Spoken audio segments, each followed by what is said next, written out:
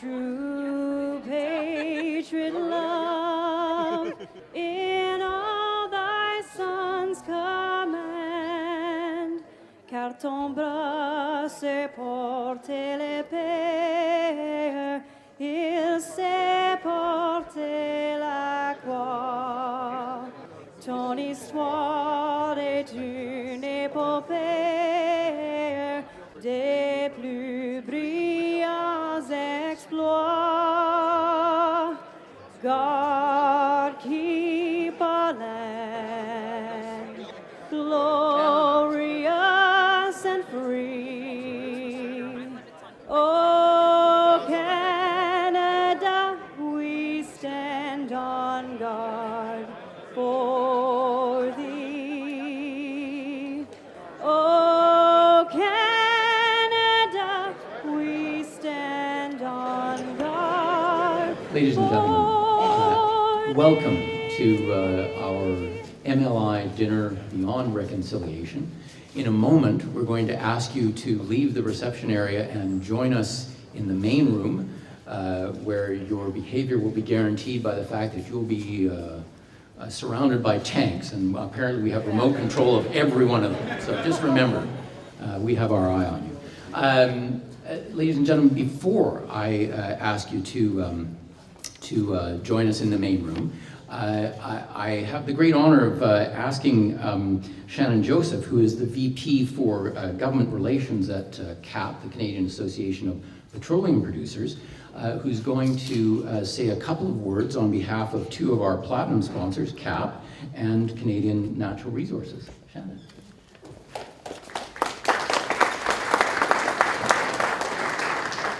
Thank you very much, Dr. Crowley, for your introduction and for having me here this evening.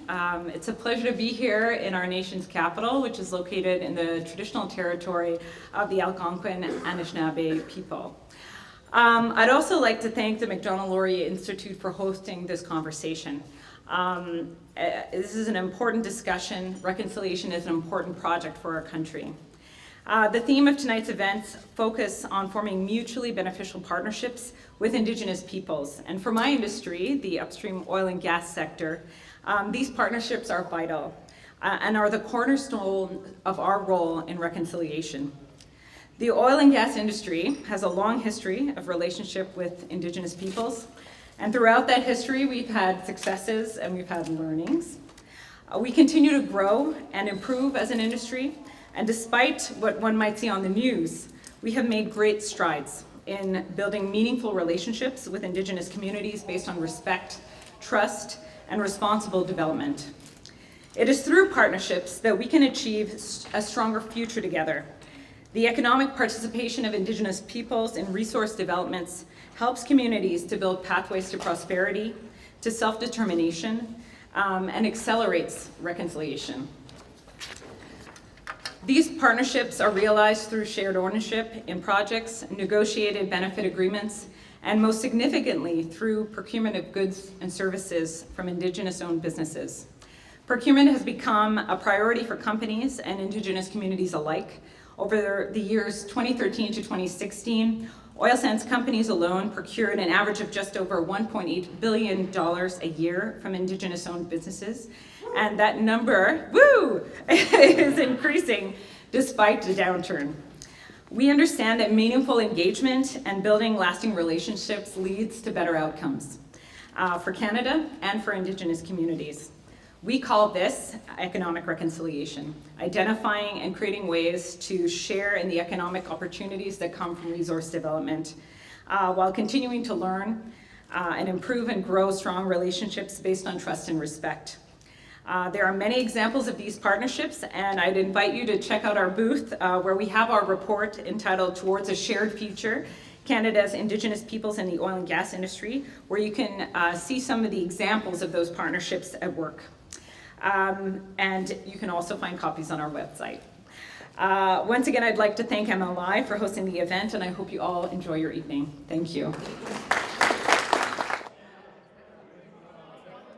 Mesdames et messieurs, bienvenue et merci d'être venus si nombreux à cette soirée sur le thème « Au-delà de la réconciliation ».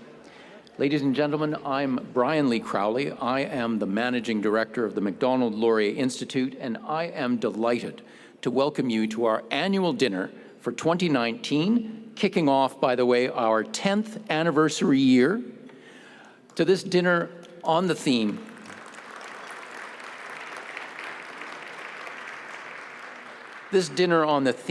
of Beyond Reconciliation, Forging New Partnerships with Indigenous People. And to kick off our event this evening, it is my very great pleasure to invite one of our two honorary co-chairs, the Honourable Jerry St. Germain, to come to the podium to welcome you all and get the proceedings underway. There were supposed to be two co-chairs. The other co-chair, Liberal MP Bob Nault, who served as Minister of Indian and Northern Affairs in the cabinet of Jean Chrétien, unfortunately had to cancel because of some last-minute parliamentary responsibilities. As many of you know, he is the MP for Kenora, and I believe he had a bill he was involved with get called unexpectedly. So unfortunately, Bob had to bow out, but Jerry is twice as large as life and can take Bob's spot with no problem at all. Many of you will know Jerry. He became the first Métis Canadian to join the federal cabinet when he was appointed Minister of Transport in the Mulroney government. He's also served as president of the Progressive Conservative Party of Canada, and he helped negotiate the merger of the Canadian Alliance and the Progressive Conservative Party. As a senator, Jerry distinguished himself in advancing Indigenous rights and issues, and since his departure from the Senate, he's continued to work tirelessly on those same issues, and I'd like to invite Jerry to come to the podium and welcome you.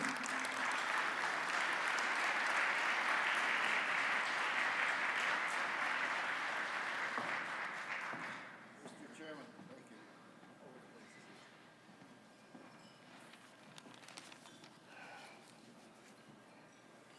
thank you, Brian. That was a beautiful introduction. But you started talking about my size, and as a matter of fact, I've got so fat since I went into retirement, they're talking about subdividing my face, you know? And the camera guy said, I think I can get it all on. Anyway, good evening, chiefs, senators, members of parliament, MLAs, distinguished guests, all ladies and gentlemen. I am, as Brian said, former Senator Jerry St. Germain. I'm an Aboriginal person, a Métis, originally from Saint-François-Xavier, Manitoba, historically known as Grantown. Cuthbert Grant, one of our great Métis leaders, established that community. But before I begin, I want to recognize our presence on the territory of the Algonquin people, and I want to thank them for allowing us to be here on their beautiful lands. And I've thanked them already, but I want to thank Brian again, and the Macdonald-Laurier Institute for having me here tonight. What the Institute is doing, my friends, by having us all here, is an important undertaking on issues that are critical to all of Canada. It's also nice to be here in the company of senators, members of parliament, and all the distinguished people that work so fervently here and that I worked with for 30 years. For 7 years, I was the chairman of the Senate Standing Committee on Aboriginal Peoples. The committee studied and advanced recommendations to the government on issues brought forward to us by the Indigenous communities in this country. So it's important, my friends, that we continue to listen to ideas and the needs of that constituency as we look for answers of some of the biggest challenges facing Canada today, right now. Here we are gathered this evening to discuss what we do to move beyond reconciliation. To move beyond reconciliation, in my view, means we must empower Indigenous nations with access to the same levers of economic generation that are enjoyed by the rest of Canada. Why do people believe that they couldn't succeed unless they were experiencing the same benefits, the same economic benefits? Later tonight, you will hear directly from Indigenous leaders who are already taking steps to seize the economic opportunity necessary to chart their own path towards self-determination. And in that, they want to embrace every opportunity economically that there is out there for everybody else. Since leaving the Senate over 6 years ago, I have volunteered my time. I refuse to take a single red cent to support the development of First Nations Major Projects Coalition. The Coalition is an organization dedicated to raising the business capacity of its members so that informed business decisions can be made by our Indigenous communities. The Coalition work is leveling the economic playing field concerning major projects, giving its members a leg up to negotiate meaningful benefits such as equity, ownership, and control over the management of a project, especially where the environmental impacts are concerned. That is really, really critical in the minds of our Indigenous peoples, of how the environment is dealt with. I'm not going to say too much more about this, as you will hear directly from one of its founding members here tonight. Hereditary Chief, a trusted friend of mine, Teresa Tate Day. Teresa, take a bow because of the work that you've done, please.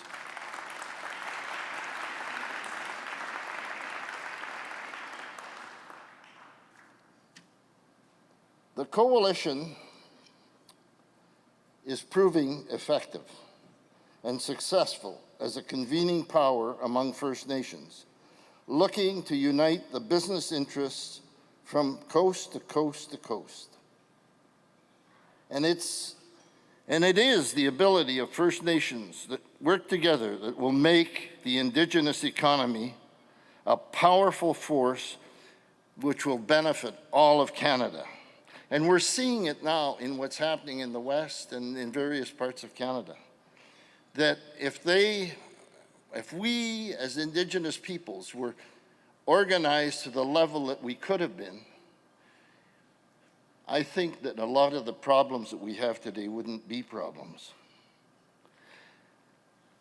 And as I said, I volunteered, and when I started 6.5 years ago or 7 years ago, just before I left the Senate, I asked the Prime Minister of the day to fund this initiative. He says, "What are you going to do now?" And I said, "We're going to go out and organize our Indigenous communities so they can take part actively in the real economy of this country." And he said, and I looked at him and I said, "And I may need some of your help." I said, "It won't be a financial boondoggle, but it'll be a responsible event process that we're going to participate in." And he agreed, which was good. But as good a news as that was when the new present government took power, they also agreed to support it. And I think that both Harper and Trudeau should be congratulated in helping organize the coalition. And, you know, as I was saying, that when I started 6.5 years ago, It was building trust and respect with the Indigenous community, in spite of the fact that we were going around, many of the people we were working with were Indigenous peoples. The trust and respect had to be earned. And we went out and we've earned it. We've got well over, I believe it's over 50 bands signed up to the coalition that are prepared to participate and work towards improving the economic plight of their people right across this country. I'm going to leave you with the words of Chief Clarence Louis of the Asuyas Band. I was at a meeting in Edmonton, and the mayor was sitting beside me. He says, you know, I can't listen to all this. I've got to go. Well, I said, if you got to go, your worship, go. And Clarence was speaking, Clarence Louis, the chief from the Asuyas Band. And he started speaking. 35 minutes later, I said to the mayor, I said, I thought you had to go. He said, I wouldn't miss this for $1 million. And at the end, Clarence looked out, as he often says to the Indigenous groups he speaks to. You want to maintain your culture, your identity, your spirituality, and your language. Get rich. You want to lose it all, get poor and stay poor. And that, I think, is the story of our Indigenous people. They have to be part of our economy to really thrive. I'm going to thank you again for your kind attention and putting up with me. And Margaret always says, stand up to be seen, Jer, speak up to be heard, and sit down to be appreciated. So now here we go. My next task is a real pleasurable one. From the Delaware First Nation in Southern Ontario, I call on Elder Luella Tobias to come and say a prayer for us.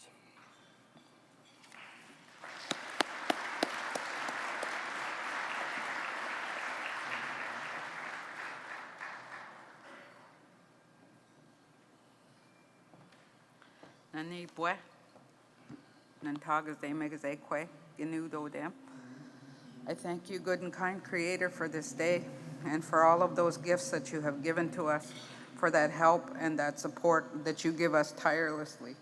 I'm grateful and thankful to hear that our First Nations and our people are getting a chance to prove that they can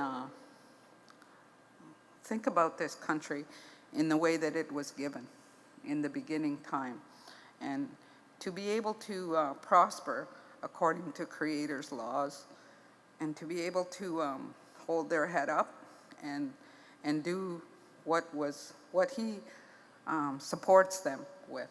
I'm grateful and thankful for the people who lend their ear, and the people who support, and the people who walk beside us as we become unified by this language that I'm speaking right now, and probably French too. And I'm grateful and thankful that we stick together as people, and that we were able to hear and to understand those good words and that way that he was given us in the beginning. I'm grateful and thankful to our mother, the earth, for the food that she provides for us, the roof over our head and the clothes on our back. I give thanks for those 4 directions. Wabanang Mishomas, Wabanang Nokomis, Jawanang Mishomas, Jawanang Nokomis, Nagabianang Mishomas, Nagabianang Nokomis, Giwadanang Mishomas, Giwadanang Nokomis, for all of those gifts that they support us with, and they teach us how to walk the way that we were given. I'm grateful and thankful for all of those gifts and those guidance that we have been given. Ajawana Mishnang Jemanado, Ajawana Mishnang Jemanado, Ajawana Mishnang Jemanado, Ajawana Mishnang Jemanado. Miigwech.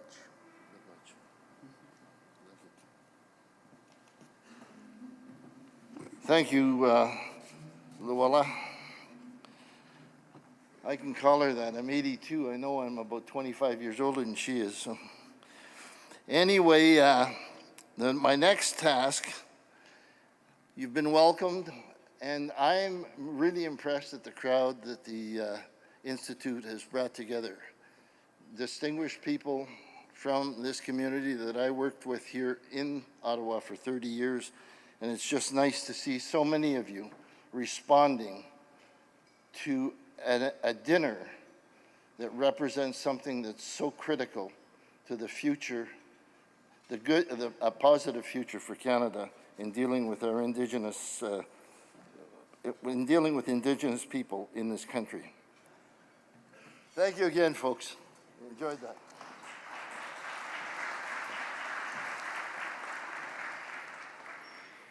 Well, ladies and gentlemen, thank you on your behalf to Jerry, to Elder Tobias, and of course to Fia Lin for such a lovely rendition of O Canada. Please eat your salad. I'm getting angry zaps from the serving staff who need to get you on to your next course. So, ladies and gentlemen, while you're eating your salad and therefore making the serving staff happy, please allow me to say a quick word about the Macdonald-Laurier Institute that has brought you all together this evening. We are the only think tank in Ottawa and the country dedicated to the proposition that federal power intelligently and energetically exercised is in the interests of Canadians in every part of the country. And we exist to press Ottawa to ensure that all exercises of federal power meet that standard. I'm pleased to report that this year the International Think Tank rankings put out by the University of Pennsylvania have again ranked us the top think tank in Ottawa, one of the top 3 domestic policy think tanks in Canada. These are the same rankings that in 2013 named us one of the top 3 new think tanks in the world. And in the last year, we have received many new recognitions of the quality and influence of our work, including the Prospect Magazine's award for top social policy think tank in North America.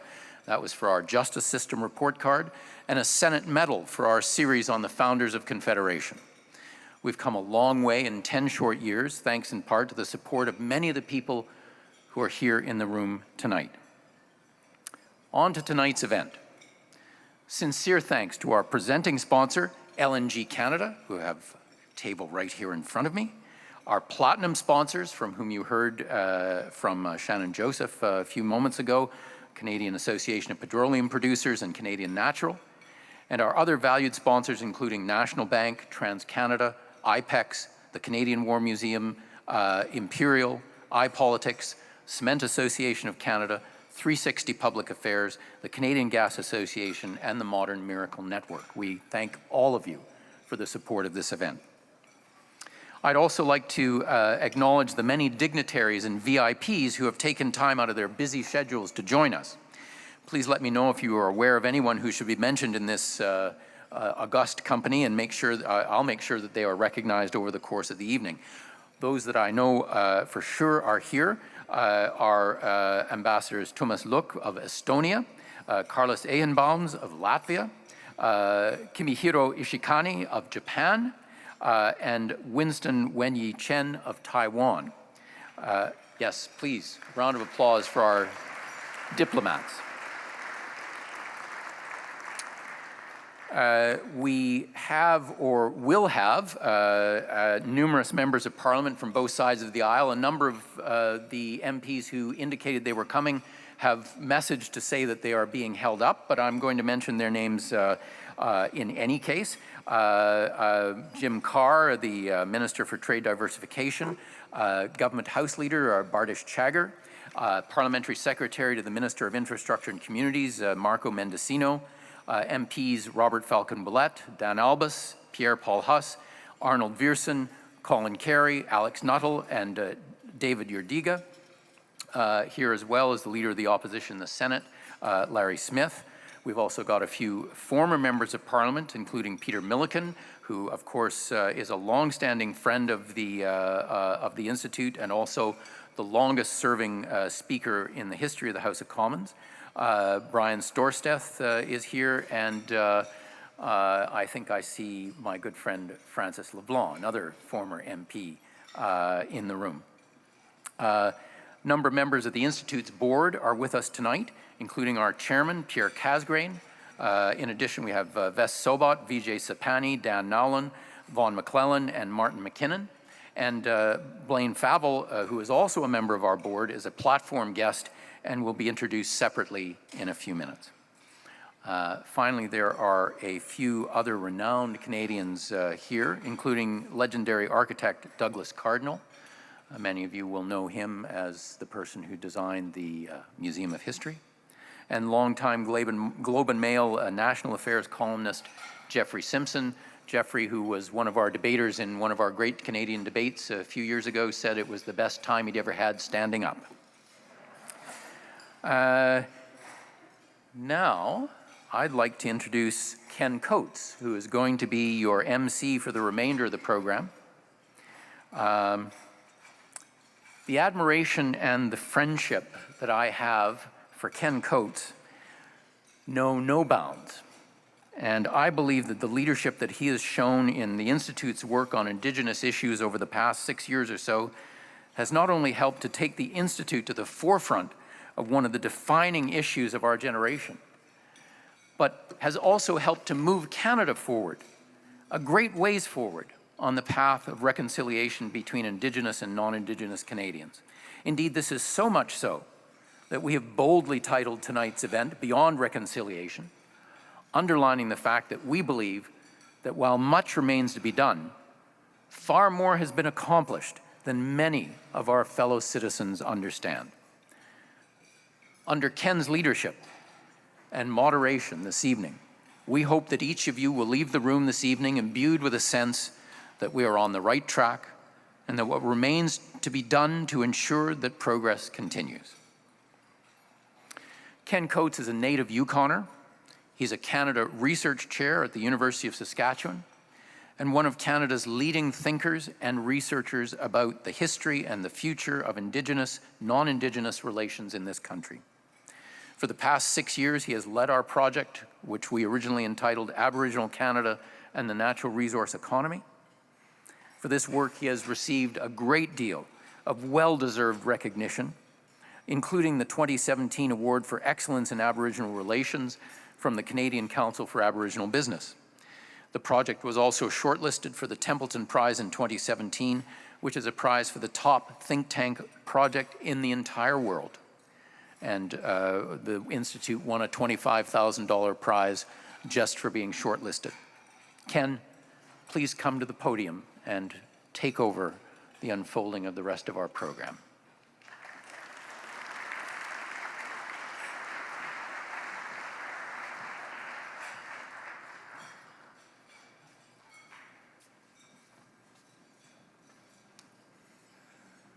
Well, Brian, thank you for an absolutely wonderful introduction. I'm afraid I'm going to fall short of what you've actually said, but I'll do my very best.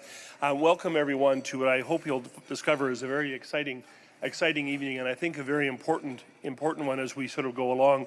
I get the great pleasure of introducing some very close friends, some of the most remarkable Canadians in this country, people who are changing the world in front of our very eyes. I hope if there's any great accomplishment tonight, it will be that people in fact see Canada differently. And not just about what it is today, but about what it will be in the years to come. We chose the phrase of Beyond Reconciliation because we wanted people to start thinking about the Canada of 10 and 15 and 20 years from now. Reconciliation is a stage in the process. It is not the final one. I was a bit afraid when Senator Germain started talking about size and weight that people would draw attention to mine. So I've decided I would do it myself to avoid all the other comments that my friends were going to make as they came up here. Canada, just to give a really quick sort of overview, and I really promise a really quick one. It's important to remember that Canada, like all nations, is a work in progress. We're not a finished country. No country is ever finished. When we look at the relationship with Indigenous peoples, we can see the depth and the cost of history, borne disproportionately by Indigenous people. We cannot walk away from that. One of the distinctions between non-Indigenous and Indigenous Canadians is that Indigenous peoples are incredibly historical. They see the world through an historical lens. They remember things. They remember things 5 years ago and 500 years ago.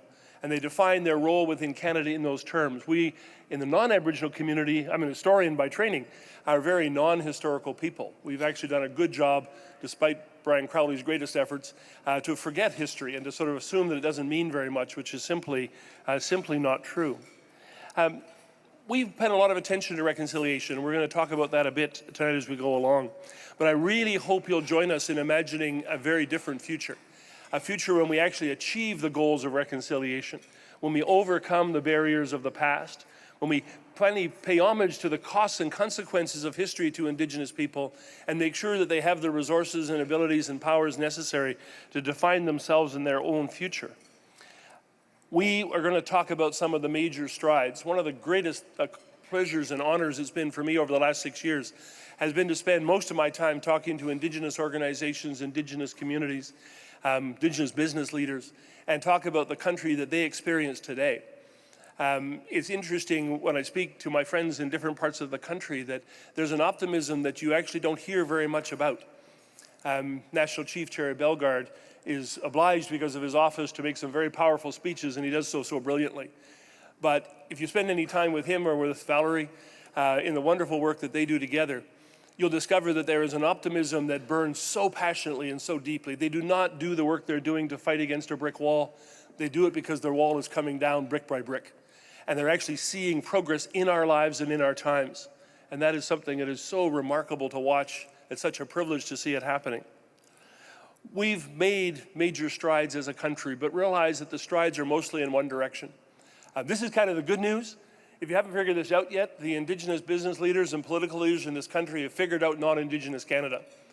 I always think at universities, I work at the University of Saskatchewan, I always think universities should have programs in white people studies. We have lots of programs in Native studies, but we should have programs in white people studies and figure out what it is that makes these non-Aboriginal people work. It's a good idea, don't you think? Well, we don't need them. You guys have figured it out. The Aboriginal leaders know how the non-Aboriginal population work. They know how the political and economic systems work. We haven't done the other side. We do not really understand Indigenous business very well. We do not understand the imperatives of Indigenous communities very well. We focus on the problems of Indigenous communities, and those are real and powerful and important and must be addressed, but we haven't focused at all on the accomplishments of Indigenous communities. I just invite you from time to time to take a look at the revolution in Mi'kmaq education in Nova Scotia, which has turned that country on its head, that part of the country on its head. Go to the Yukon, where I'm from, and see the best example of Indigenous and non-Indigenous cohabitation of any place in the country. Come to Saskatchewan, where there are problems. We've had some really interesting issues in the last little while, right, Sean? We've seen these kind of tensions sort of emerge. But there's actually some real progress being made, some real accomplishments. Aboriginal people in college and universities and high schools, Aboriginal economic development of a high order. So we're doing some neat things in Canada, but we need the non-Aboriginal community to want to learn more, to want to see Indigenous communities in a different way, in a different light. Macdonald-Laurier Institute is committed to innovation in policy and innovation in programming, as Brian Lee Crowley pointed out. In the process, in this project, we have benefited enormously from the input of Indigenous people and Indigenous organizations. If we've accomplished anything, it's because you've taught us everything. And I hope you see in our ideas, your experiences reflected, a supportive, sort of policy-oriented sort of approach to how we can make Canada even better. So I'll tell you this, you're in for an exciting evening. The speakers tonight are absolutely fabulous, and I look forward to being your MC. So let me start by introducing the host of this venue for us. Mark O'Neill is the president and CEO of the Canadian War Museum and the Canadian Museum of History. The museum has been an excellent host for us for a long time. They do a wonderful job of supporting debate and discussion on many aspects of Canada's achievement and our history. Mark O'Neill. Thanks very much, Ken. I promise to be very brief. You have a lot of speakers tonight, some very important information to go through. I will start juste pour dire que merci Brian pour l'opportunité ce soir d'être une partenaire avec Macdonald-Laurier Institute pour un projet assez important que ce soir. Et pour une opportunité de prendre la parole à l'occasion de ce gala. C'est très important pour le Musée de la Guerre et la Société des Musées de l'Histoire. And although he's already been mentioned by Brian, I do want to mention again the presence of Douglas Cardinal. Douglas is a world master of contemporary architecture, which is literally an honor he's received by the International Association of Architects. And I think sometimes we don't celebrate him enough, and Douglas is at my table, table 9, and I'd just like to recognize him.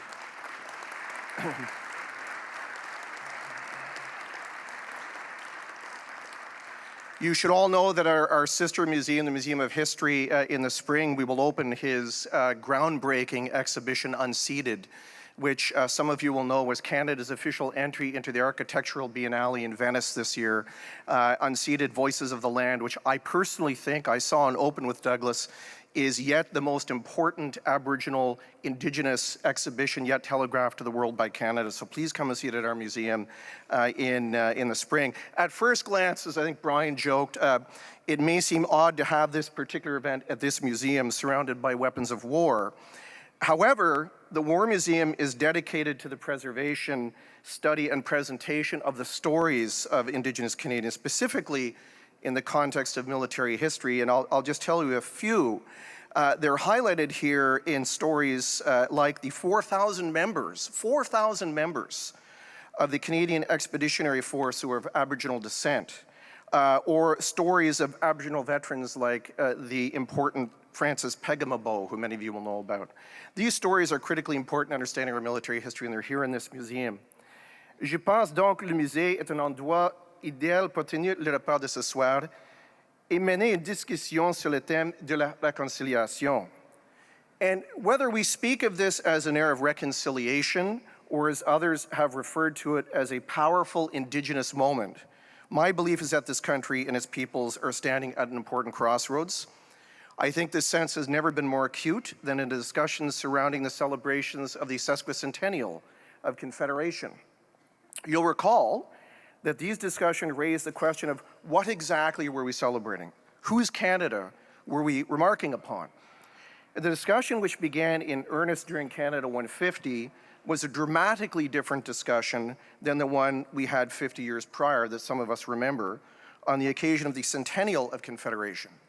In 1967, we celebrated a Canada that did not invite Indigenous peoples to participate in the discourse in significant and meaningful ways. Il est crucial, si nous voulons progresser, de poursuivre ces discussions et ces débats d'importance en mobilisant toute la population de Canada. I'd just like to quote John Ralston Saul's 2014 book, The Comeback, where he discusses the importance of how we engage and respond to our collective history. John Ralston Saul said, the pattern is clear. For the last 100 years, Aboriginal peoples have been making a comeback, a remarkable comeback from a terrifyingly low point. A low point of population, of legal respect, of civilizational stability. A comeback to what? To a position of power, influence, and civilizational creativity in the territory we call Canada. I'll conclude by saying, I believe, as I think you do, it is increasingly incumbent upon all of us, acting through our governments at all levels, to advocate for real change, because I think the opportunity provided by this crossroads has a time limit. In a society which claims to espouse values of justice and equality, it is unacceptable that nearly 5% of our population should continue to be so largely alienated from these fundamental values. Pour toutes ces raisons, je suis ravi que le Musée canadien de la guerre collabore avec l'Institut Macdonald-Laurier pour présenter cet important événement, et j'ai bien hâte d'entendre la discussion de ce soir. Thank you and good evening.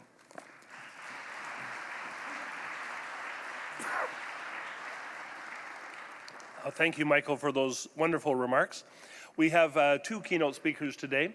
You know you're going to enjoy them both very, very much. It's my pleasure right now to invite one of our presenting sponsors, LNG Canada, Michael Eddy, Indigenous Relations Manager, to come to the podium to introduce our first of our keynote speakers.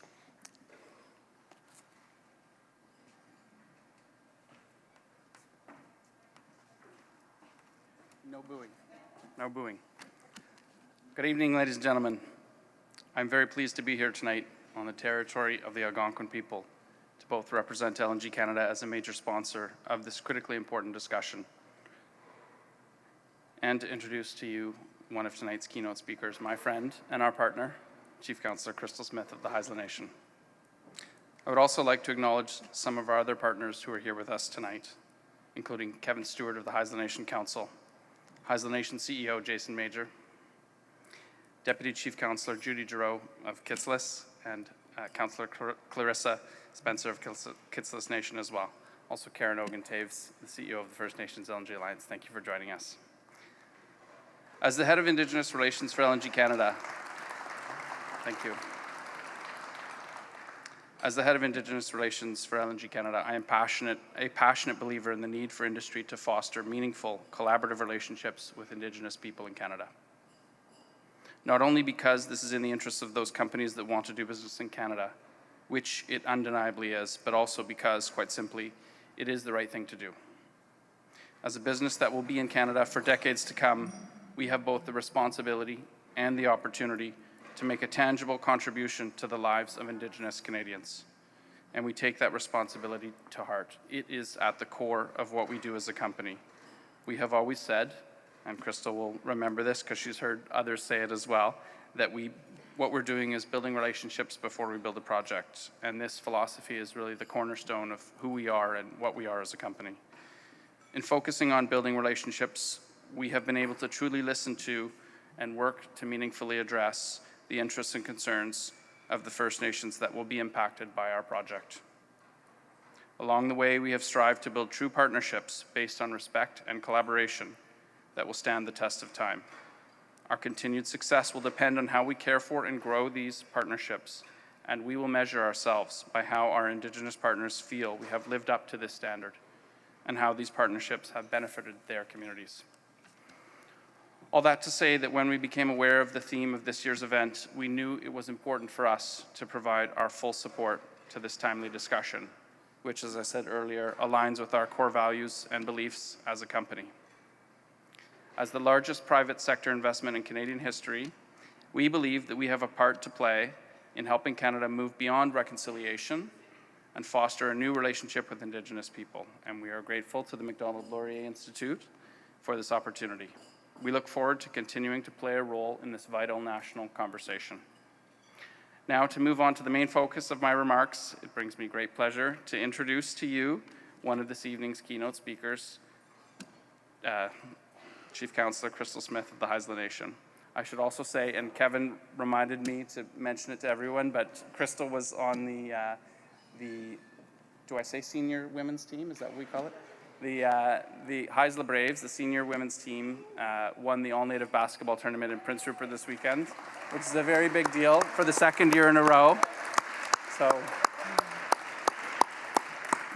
you got this on film, right, Kevin? Yeah, perfect. I have known and worked with Chief Councillor Smith in a number of different capacities for almost 7 years now, and I can honestly say that she is a remarkable leader, partner, and friend. Krystal is passionate about wanting to make a real and meaningful contribution to the lives of her community members. And it is this passion and deep sense of responsibility that I'm most excited for you to experience tonight. And I say no pressure to you, Chief Councillor. I also know her to be someone who sees the opportunity in front of Haisla with this project, with our project, and with industry in general. And I deeply respect her conviction to build a lasting partnership between her people and our company that is based on both mutual respect and a desire to see real, tangible, and sustainable benefits flowing into the community. Above all of this, I am proud to call Chief Councillor Smith a friend, someone who has shown me many things, including the importance of kindness and compassion, the need for understanding and patience, and the value in standing up for what you truly believe in. Chief Councillor Smith is a remarkable woman, a young Indigenous leader who is forging ahead, creating the path as she goes and making a difference in the lives of the membership that she represents. I look forward to hearing more about what she has to say on this timely and nationally significant topic. Ladies and gentlemen, without further ado, Chief Councillor Krystal Smith.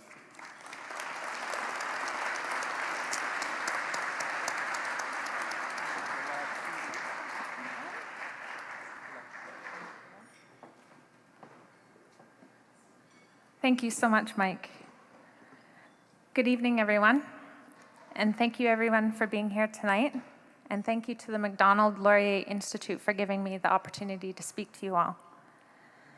I'm here to talk about a revolution that is taking place in front of us, where Indigenous people have acquired influence and responsibility in the development of projects within our territories.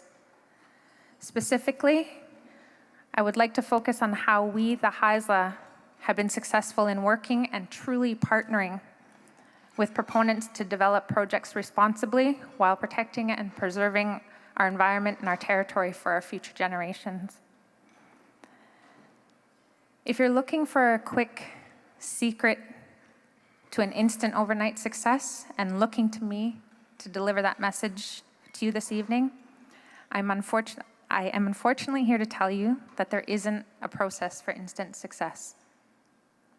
There are, however, two components that I can share with you tonight that are crucial in potentially acquiring and maintaining a successful relationship between First Nations and industry, to which has allowed the success that our nation has experienced thus far. One is a project that meets environmental standards, and two is a project that meets the criteria to benefit our community today and for our future generations. I thoroughly agree with Chief Councillor Clarence Louis that we are not to be considered your average stakeholder. We are rights holders, and therefore we should be treated in a manner that allows for full participation, that respects our expertise and our cultural relevance to our lands. As First Nations people, we are physically and spiritually connected to our territories. Therefore, we defend and protect our lands as you would your backyard. The environment within our territories is the most important matter when it comes to any development, as we have lived on our lands for thousands of years and will continue to reside in our territories for centuries after your project has come and gone. What does this mean for a proponent for a major project?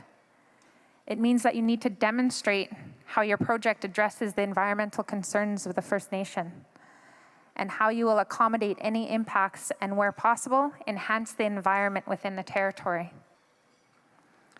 Our ability to accomplish this practice is one that is set out in our agreements with LNG Canada.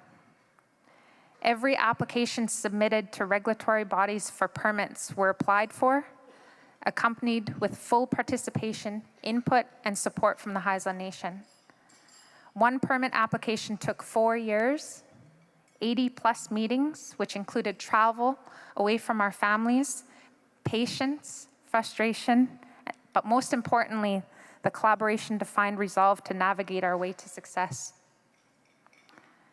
The story of our success within this process, as set out by Haisla and LNG Canada, is one that should be shared, as it has set the standard for Haisla. It has provided opportunities for full participation and displayed the importance of our cultural ties to our lands, knowledge sharing, and this, our success, the world has been witness to, with the single largest private sector investment in Canadian history being made in Haisla territory. The second ingredient to success is all about our people. Our membership is who we represent, and as a government, we have an obligation to provide meaningful opportunities to each member regardless of where they reside.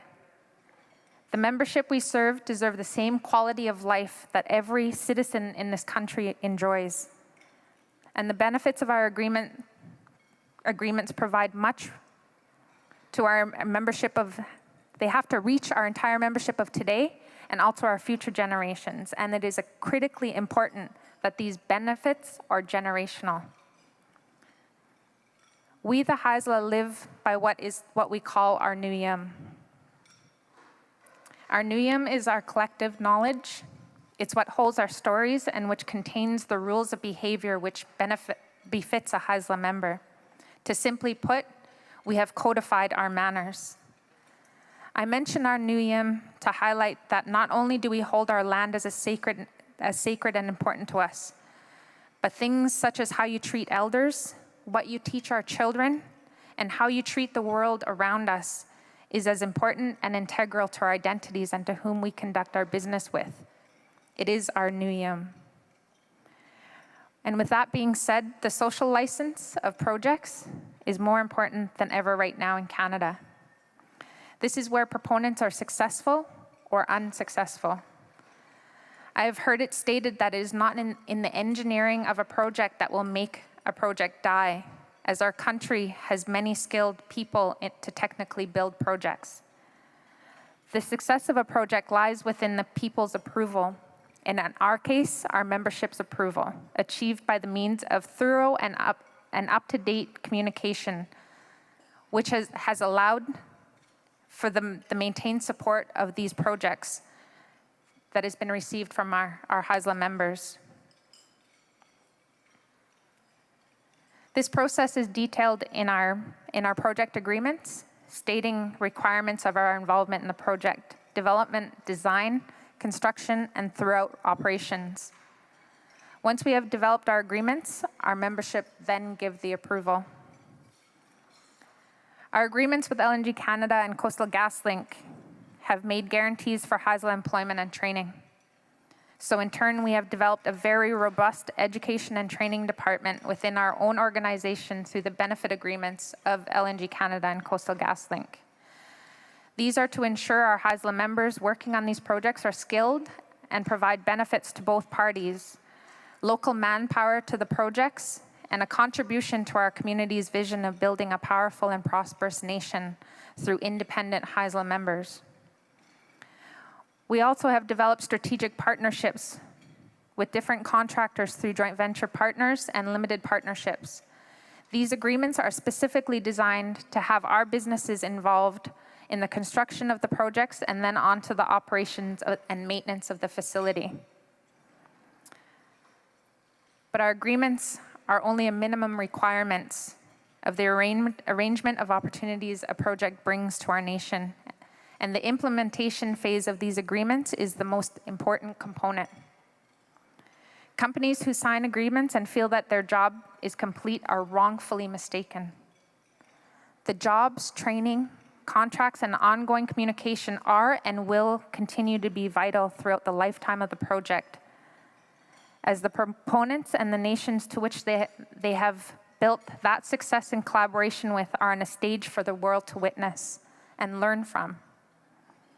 With a tireless effort, often with very limited resources that most First Nations experience.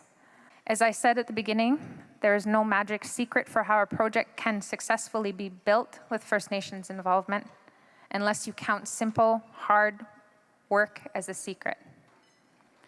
Each nation you work with will have their own needs and their own history. LNG Canada, Coastal GasLink, and most modern proponents have taken the time to build a relationship to better understand Haisla, understand our history, and understand our needs. We have seen the strength and power that comes to everyone when there are positive relationships. We have seen the benefits for our people and want to share the opportunities with our neighboring First Nations communities in northern British Columbia. We have worked hard on behalf of our people, for our people. Our nation is experiencing a share and a say with LNG Canada and Coastal GasLink. Thank you.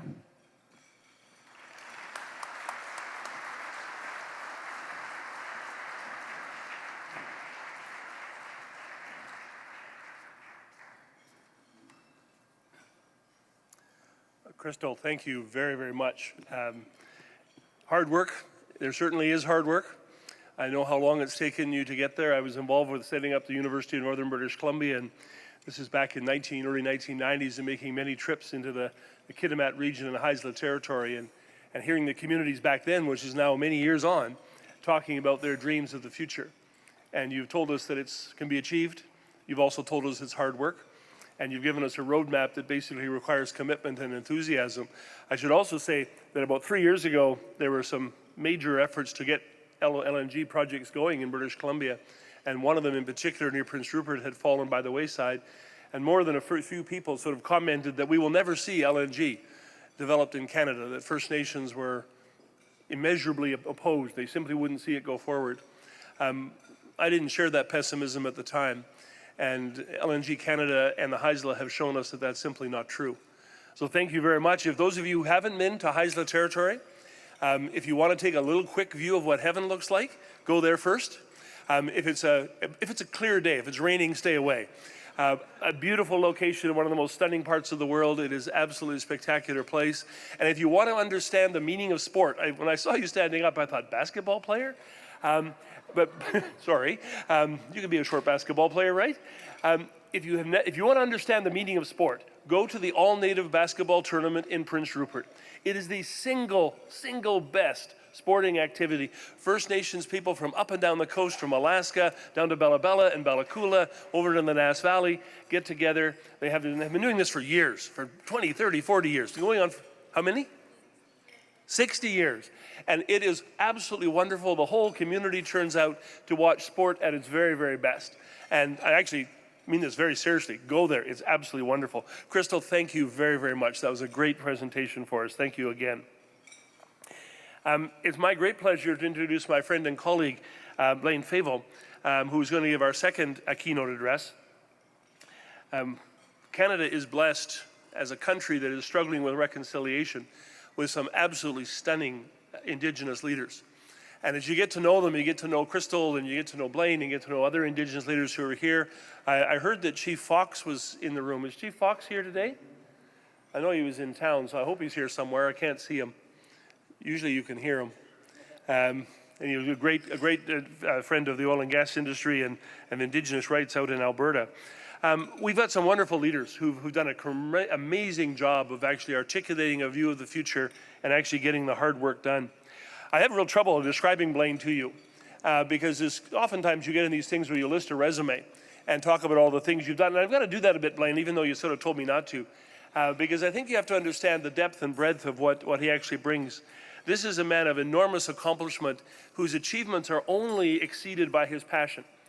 He is absolutely determined, based on understanding his community extremely well, based on remembering his own history, and not his history, but his family's history, his father and his grandfather, based on understanding the challenges that are very real for individual Indigenous people and for communities as a whole. But the list is kind of impressive, so let me go down really, really fast. A lawyer, Harvard MBA, First Nation chief, Grand Chief of the Federation of Saskatchewan Indian Nations. I think you did all of this by the time you were about 28 or something like that. Diplomat for Canada, key founder of the First Nations Bank of Canada, Chancellor of the University of Saskatchewan, where he did an absolutely amazing job at my institution of becoming a national leader in using universities for reconciliation and building a national effort of reconciliation through the Academy. He is a serial entrepreneur, and I won't say anything more about that. He's going to talk about that. He is a philanthropist, a member of the Macdonald-Laurier Institute board member. He's a proud member of the Poundmaker Cree Nation. He devotes an amazing amount of his time and energy to promoting Indigenous culture, everything from making films and building historic sites and strengthening communities. He's also a very shy guy. We won't notice that when he comes up here. Actually doesn't talk about himself very often. And he sort of squeezed out of him today that the Harvard Business School, you might have heard of the Harvard Business School. It's done a reasonably good job of educating a few people for good things. Harvard Business School has drawn up a list of the top 100 graduates in its entire history in the field of not-for-profit organizations. As far as we can tell from the table of contents, there's one Canadian in that book, and it's actually Blaine Fable, one of the top 100 graduates of Harvard Business School in the nonprofit area. So when I try to describe Blaine to other people, I describe him as creative, determined, innovative. I kind of think it's best to describe him as a force of nature. He phones a lot. I think he gets bored and he sort of picks up the phone or sends me a text and says, call me. And it's kind of like a command. My wife's commands come first. Blaine's are sort of right close behind. I literally have no idea what he's going to ask. Half the time it's about what he asked me to do yesterday, but most of the time it's about what he wants me to do tomorrow. Because he has a list of activities and ideas for changing Canada and changing Indigenous futures that just goes on endlessly. It is a source of enormous pleasure and pride for me to be able to work with him. He wants to recreate Canada. He's not shy in that regard. He wants to make sure that Canada includes Indigenous peoples in exactly the same way that Krystal described, as full partners in Confederation. He is involved in most of the major issues of our time, from resource development to economic development of Indigenous communities to high technology and what have you. I am very pleased and proud to introduce to you Blaine Fable.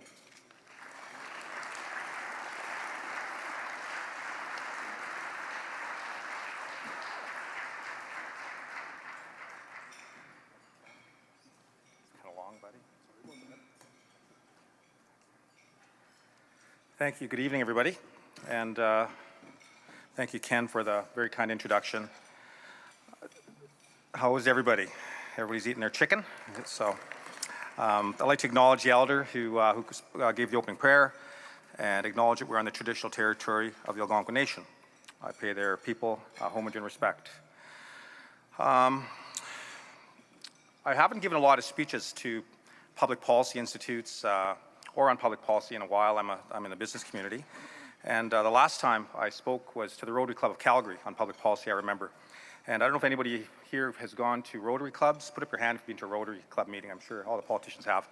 And it was Rotary Club. I didn't realize Rotary Club is, it's pretty organized, very organized, especially for an Indian that's used to Indian time. Like they start a certain time.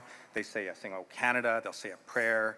Then they'll say announcements. And then you got to speak. And what they didn't tell me is that at 12:45, they shut her down so that people can go back to work. And they invited me to give this speech, and I was really quite happy that they were prepared to take some time to listen about Indigenous peoples. I'm happy tonight that you're here to listen about Indigenous issues as well.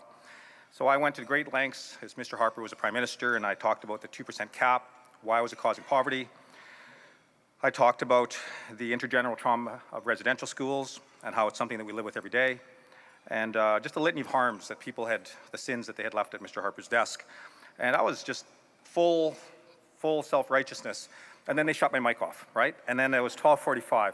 And I didn't realize that it was, that they were that strict. And usually when I give a speech, I want to sort of talk about the history. I'll say, here's where I think we're going, and try and make it constructive. But that time they just cut me off. And I remember near the end, there's not many Indians people there, but there was an elder, Koshu.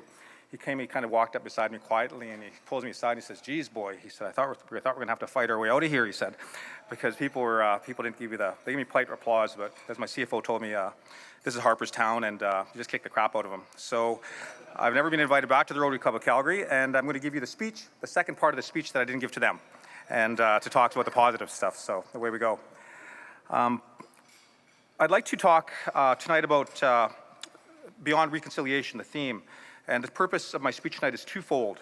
Why colonial policies have inflicted poverty on my people, and secondly, to declare that the path of economic reconciliation begins by recognizing the ancient relationship and stewardship and jurisdiction that we have over our land. That has not changed. There may be many paths to reconciliation, but it's bare bones as I try to explain it. And I try to tell my kids and other people that for me personally, this is what I believe, that reconciliation means that Indigenous people should not be the poorest people in the lands that belong to us. I just want to say that again. Reconciliation means that Indigenous people should not be the poorest people in the lands that belong to us. This is what this speech is about. Thank you. Thank you. I'm from the Poundmaker Cree Nation and was raised on the reserve with my dad and my grandfather. They're both chiefs. My grandfather was our last lifetime chief for over 40 years till he passed away. My great-grandfather, Blaine Fable, was Chief Poundmaker's headman. He was a Métis, and he signed on Treaty Number 6 on our behalf, and he fought in the Battle of Cut Knife Hill in 1885 for our community. Following our successful defense by our community, it's ironic that I'm speaking here in a place surrounded by tanks by the Canadian government because they attacked us on May 2nd, 1885, and we kicked their butt. And we're very proud of that, actually, because it's the only place in Canada that that's actually happened, that the Army attacked Indians and the Indians won. The artists that traveled with the Army drew it that the Army won, when in fact in our oral traditions, they ran away very quickly back to Battleford, leaving their guns, their horses, clothes. And even as a kid, I remember finding a gun when I was a little kid. So my community, my history, and the way I look at things is shaped by that history because we were governed by the War Act up until 1919. We didn't have a chief and council. And so very much a history of sovereignty, a history of believing that some things were not fair in this country. But the teaching that I always grew up when being raised in a family of chiefs is that we're a self-sufficient people and that we have sovereignty on our lands. And these beliefs have animated me my entire life. By contrast, however, let's talk about colonial Canadian policies regarding the economy. These policies from the very first exposure, development of Canada as a country, have been designed to keep Indians separate, poor, and out of sight. Why is that? Why were we separate, poor, and out of sight?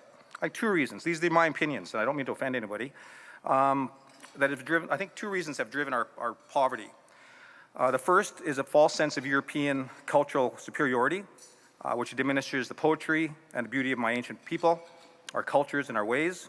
And the second, which I think explains 95% of it, is just human greed. The greed of the early colonialists animated all of the policies that contributed to the restraint of Indigenous trade practices by Canada. I read a book recently on the St. Patrick Battalion. It's a battalion out of Mexico, and they fought in the Mexico-American Wars, and that they switched sides. They were with the Americans, and they switched over to the Mexican side, and they're revered in Mexico. And people are trying, well, why did they switch sides?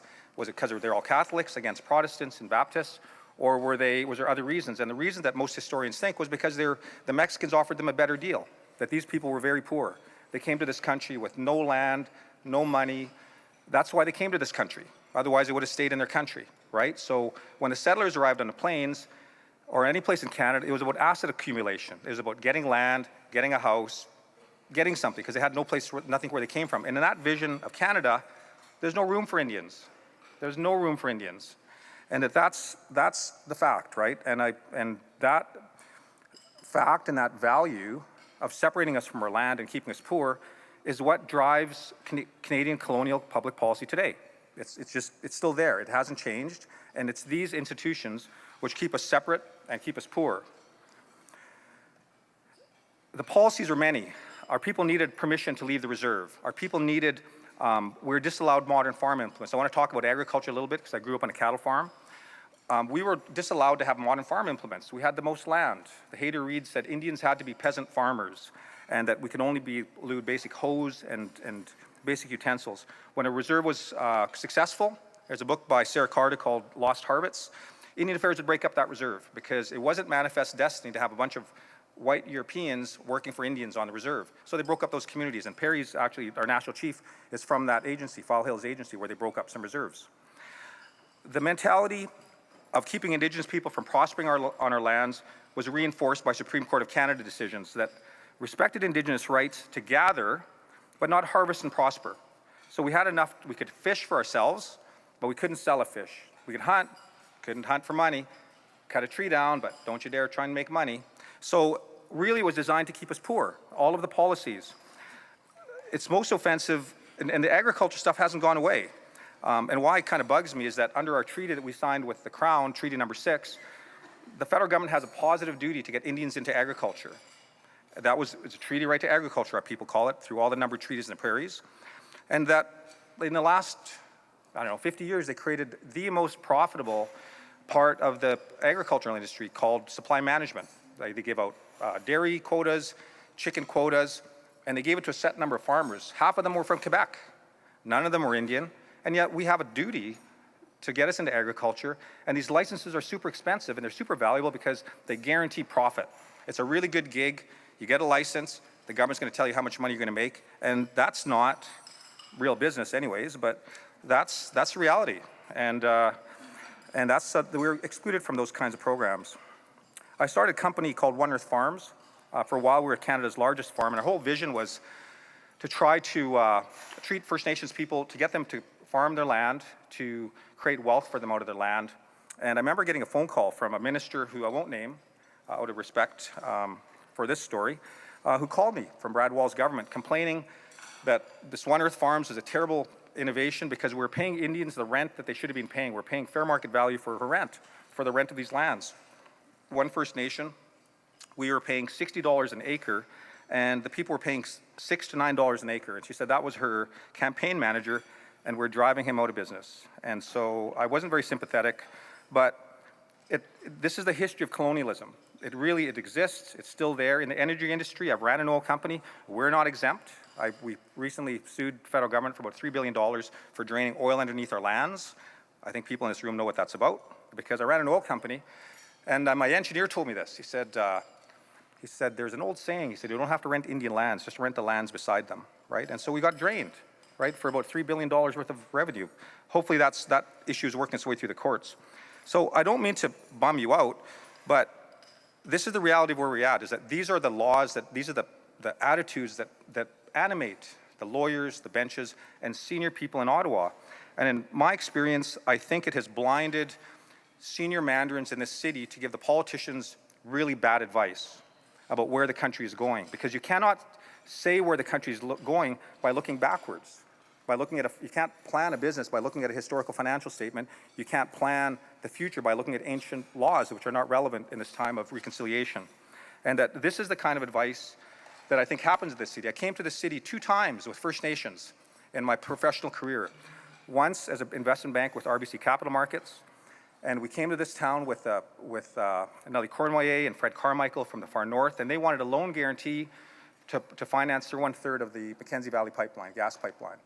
The answer by the government on that issue was the same as the answer I got when I came with First Nations recently. We had a 1/3 interest in the Kinder Morgan pipeline, so I've now formally broken my NDA with Kinder Morgan, but First Nations already owned a piece of that pipeline. We had a 1/3 interest, led by Chief Shane Godberson from BC, from Kamloops Indian Band, and we came to the government with the same thing, loan guarantee to finance our participation in this project. The revenues were astonishing from ownership. It would have aligned interests, it would have made First Nations people be involved. And again, the answer was the same, both times, no. The current regulatory regime is robust enough to see this project to completion. And the funniest comment I got was, why would Indians want to own pipelines anyways? So this is the kind of stuff that I ran into, and these answers are imbued with arrogance and obliviousness of what actually is happening on the ground. This is what's happening on the ground with the Haisla. Unless you get their approval, you're not going to do a project. These answers are wrong then, they're wrong now, and the colonial mentality has to change if Canada is going to build national infrastructure without running a perpetual losing battle in court with Indigenous people. And in short, the advice bureaucrats give to officials based on colonial case law and policy, poverty has been the consequence, and poverty will continue to be the consequence. The thinking needs to evolve to place the Canadian experience with where we began, with mutual sharing and peaceful coexistence. We are not going anywhere. The position we hold is the same as our grandparents. The land is our mother, which we share with Canada. If wealth is to be created, it is to be shared with Indigenous people. The sharing is not to be done from some heightened sense of morality by Canadians, but based on common sense, there needs to be shared wealth.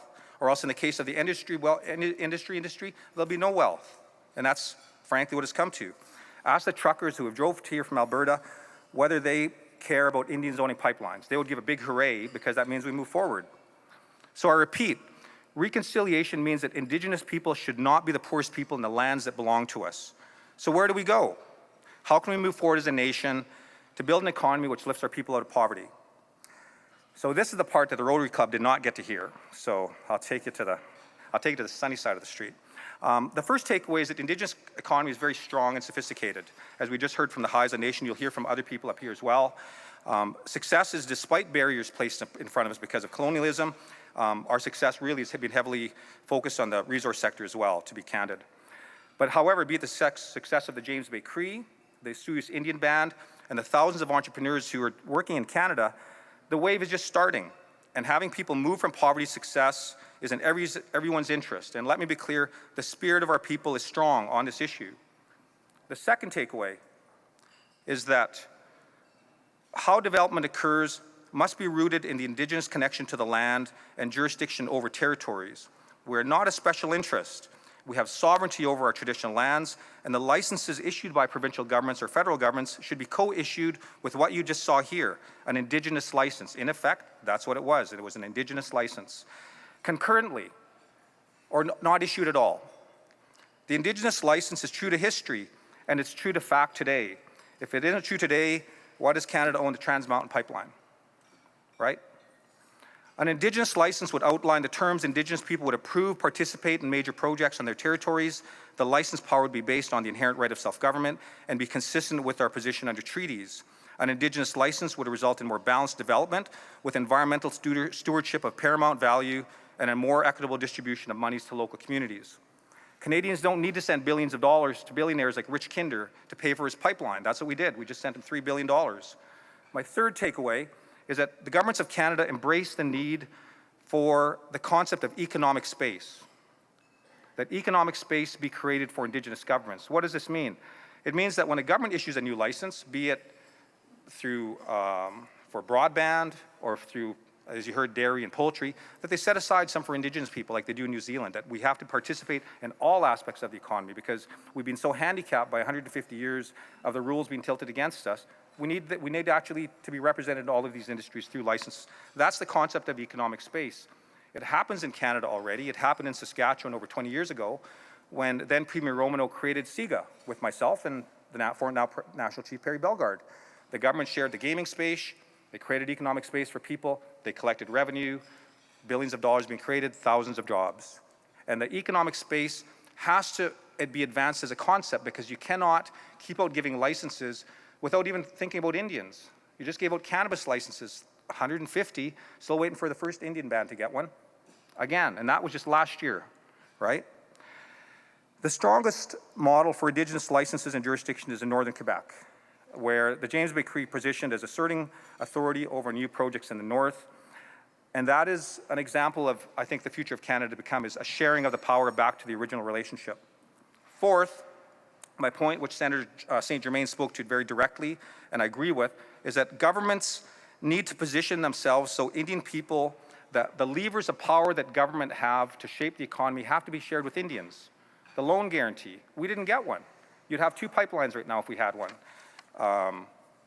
Newfoundland got one for a dam that's not being built yet. Across government, none of these departments that I know of have an Indigenous strategy. Agriculture Canada, Export Development Bank, Farm Credit Corporation, the regional development banks. Why is that? When you come to this town as an Indigenous person, they'll send you to Indian Affairs. Indian Affairs has no money.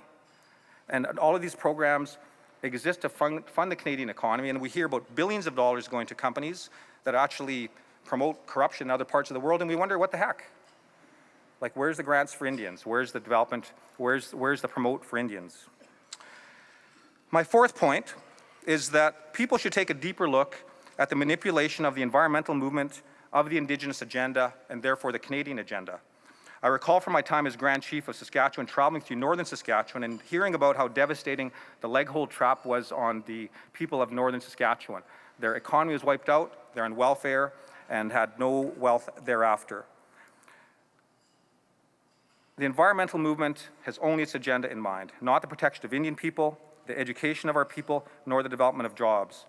When I was advocating for the Kinder Morgan pipeline, as I disclosed, I was amazed to learn that the wives in 4 key communities that I needed to deal with were actually employed by the David Suzuki Foundation. More recently, researcher Vivian Krause has scrutinized the tax returns of leading environmental groups and found that millions of dollars a year are being poured into Canada by American foundations to prevent pipelines from being built. The tactics of the environmental movement are repulsive, and they're basically eco-colonialism, right? And the result of this eco-colonialism is that they advocate for results, what they want, but only poverty for our people. I predict that once Indigenous people begin to assert interest in owning pipelines, like our friends from Indian Resource Council are trying to do, they'll be subject to what Ms. Krause calls, quote, a foreign-funded campaign to discredit them, end quote. The last time our people encountered visitors who were so morally convinced of their superiority, it was the churches. And we knew how that ended. If a First Nations opposes development based on their history, their sacred places, they know better than most folks from Toronto, Vancouver, or the States to tell them how to protect their land and their water. When a First Nation makes a decision, it'll be a balanced one, where they weigh the risks versus the opportunity. They calibrate best for their children, their grandchildren, and for the land, and they do not need the monies of American governments or the environmental movements, pumping into our community, causing us to fight. My last comment is this, is that I believe it is a national imperative that as a nation we need to reconcile Indigenous people to the economy, or the nation itself will suffer as we see today. Canada suffers dual shame, one of having its founding people dying of poverty, and at the same time, despite its effort, has an economy limping along in the resource sector because they can't, due to the same reason, the disillusion of the same poor people, Indigenous poor people. So we're poor, and we're going to stop development until we stop being poor. Like that's what Canada's dealing with now. And this needs some smarter ideas and some better thinking. It's not going to be a Director General of Economic Development of Indian Affairs that's going to tell us how to solve these issues. The national imperative needs to contemplate a new relationship based on how to lift Indigenous people from poverty. I'm speaking only of business and only of development. We need healthy communities, we need healthy water, we need education, we need families. But I'm talking about education. We have to challenge the terms upon which business is done. As business is done based upon the legal architecture of colonialism strangles Indigenous opportunities. Although I'm no fan of studies and commissions, I believe a focus group of blue chip business people, economists, and chiefs need to look at how the structures, policies, funding, regulatory processes associated with industry be redesigned to align with the rights and ambitions of Indigenous people. Our national prosperity and international recognition for human rights and being an economy governed by the rule of law is directly tied to this question of reconciliation with Indigenous people. My own people will say we don't need another study, which is true, but however, in the case of the economy, circumstances are resolving so economy that we need smart people to try and align the development of what we need for our industry with First Nations people, and to look at it from a brand new lens, as I'm suggesting. And finally, in closing, I remain confident as a Canadian that we are on the right track. Stories like the Haisla are not stories that we heard 50 years ago, and they're different from the stories that our children will tell.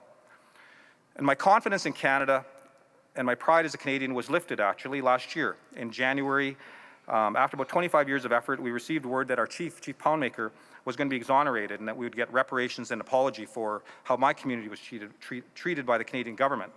And I'm happy that they wanted to have a big event right away, and we said, we'll just hold off for a bit. We're not going to say, we accept your apology until some other stuff has happened, but we're in negotiations. I'm very pleased about that because it gave me the confidence that Canada was a mature enough country to say it was sorry for something it did wrong. And that's a cool thing, that we can do that and we can grow, because as someone said earlier, the story's not finished, but I think we're going in the right direction. I infuse my comments tonight with this hope, and I leave you with a sentiment of one of our national treasures, an icon and a good friend of mine, Doug Cardinal, who I actually had lunch with today. It's funny he's been mentioned here. And Doug told me this, said, what should I tell him, Doug? And he told him, and I got after sharing my comments. And I quote him, this is his quote, "Tell them that we go forward with the strength of our grandmothers, that we will correct things in a good way with kindness and sharing, as if we've always done so from times past." Thank you very much.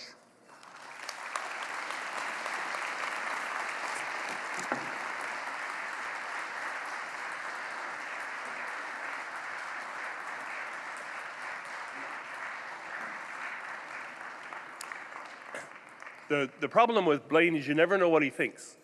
Not really all that clear. Blaine, that was brilliant. Thank you very much. Krystal, absolutely fantastic. I think we've got two very strong examples of sort of the power and the passion. But I hope you'll also see from these two speakers, you'll hear it from the next four as well. Reconciliation lives in the hearts of these people. The First Nations leaders are not here talking about confrontation. They're not angry in the sense of sort of wanting to sort of force people to feel guilty. They are talking about the need to build real partnerships and their willingness to be there as part of the conversation. I'm sort of expecting that Blaine would say a little bit more about himself, but I won't say more. He got mad at me already for my introduction was too long. And so I won't say much more, but you should also get a chance to talk to him and ask him about his other business ventures. I'm not sure what he's got started for tonight. I'm sure by the time I get back to my room, I'll have another order and instructions on what to do. Blaine, that was great. I really appreciate both of those introductory comments. They were just absolutely terrific. Notice the focus on possibilities. Notice the optimism. Notice the passion and enthusiasm you see there. We've got lots of wonderful people with here, and we start mentioning everybody. It takes all evening, but I do want to sort of mention that Valerie Bellegarde is here. She's sitting over here. Valerie, just stand up.